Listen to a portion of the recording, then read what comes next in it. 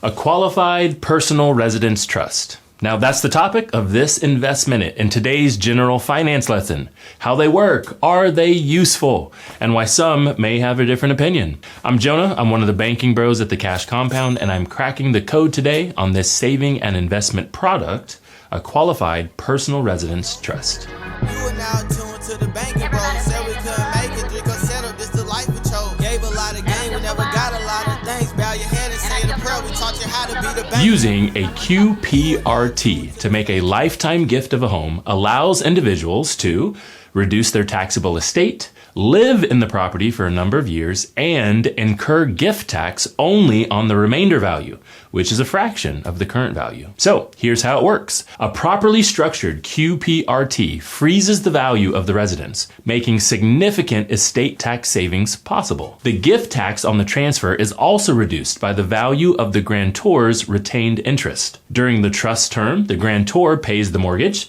the taxes, and all other expenses while usually living in the home. When the home eventually passes to the beneficiaries, the grantors may continue living there if they pay fair market value rent. Should the grantor die before the end of the trust term, the house is included in the grantor's estate. So here's why it's useful. The residence in a QPRT plus any future appreciation is excluded from the grantor's estate. Property owners must weigh potential estate tax savings against the consequences of relinquishing ownership to children, and they must take current federal interest rates into account. Now, here's an example of this plan in action. Consider a parent who wants to pass on their house, which is valued at $500,000, $500,000 to their child. Currently, the parent does not plan to move out of the house. To reduce the tax impact on the estate, the parent sets up the Qualified Personal Residence Trust for 10 years.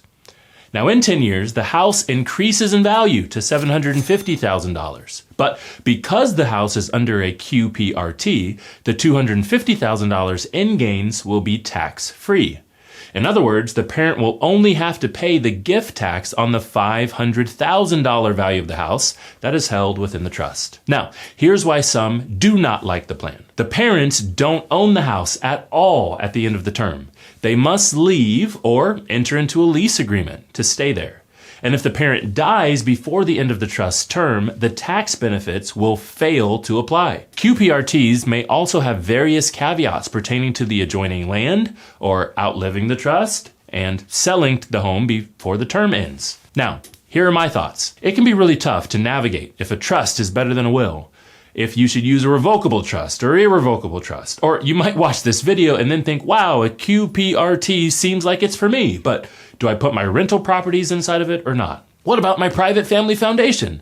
I don't suggest you make these decisions on your own.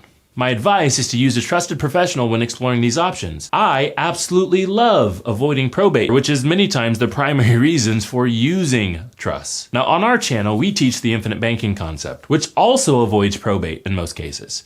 If you haven't heard of that before, that's okay.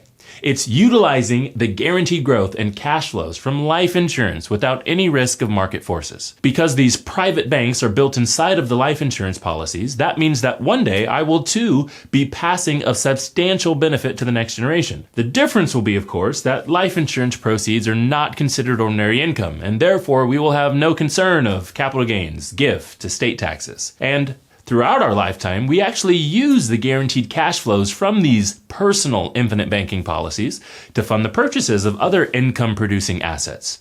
Those assets must be passed on appropriately after our graduation from this world, and because of that reason, that's why a QPRT trust might be right for you. Now, you can personally click on the link in the description of this video to see how you too can have guaranteed cash flows that you can use to purchase income-producing assets. Are you ready for it in under 60 seconds? Here's your QPRT InvestMinute. Parents can use a QPRT, an irrevocable trust, to pass a home or a vacation home to their children or grandchildren.